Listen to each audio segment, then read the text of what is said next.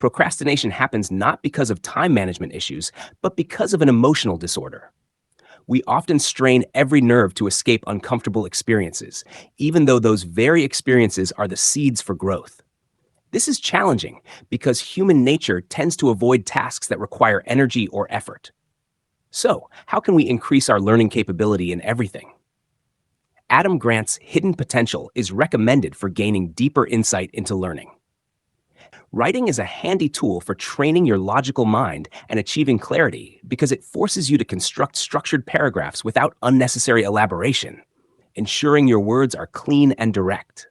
Conversely, ambiguous writing may indicate brain fog or fuzzy thinking. This is something even Steve Martin, the well-known American comedian, once feared, though it eventually helped him in his career.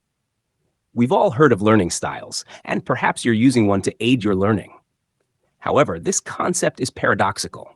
As Adam Grant states, what we know is that your preference isn't fixed, and playing to your strength deprives you of the opportunity to improve your weaknesses.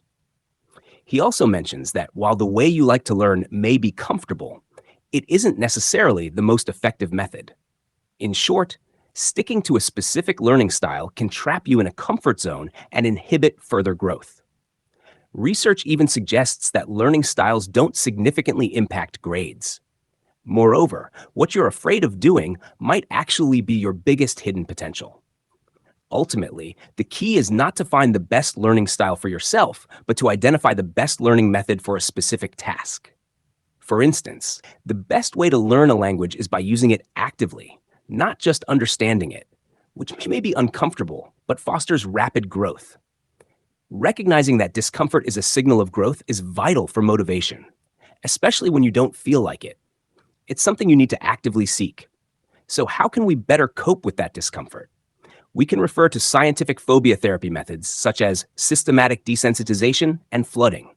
For example, if you're afraid of spiders, you might start by looking at simple, colorless pictures, then move on to colorful images, followed by TV depictions, and finally encounter a real spider. At an appropriate stage, a therapist may employ flooding, exposing you directly to real spiders until you overcome the fear. She's really light in the pressure. But just think of that funny memory, that's all it is. I can't believe I've got a tarantula on my hand.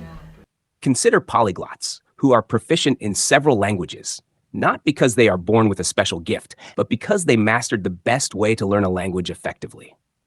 They overcame their emotional barriers by embracing the discomfort inherent in the learning process. Simply reading about language learning isn't enough.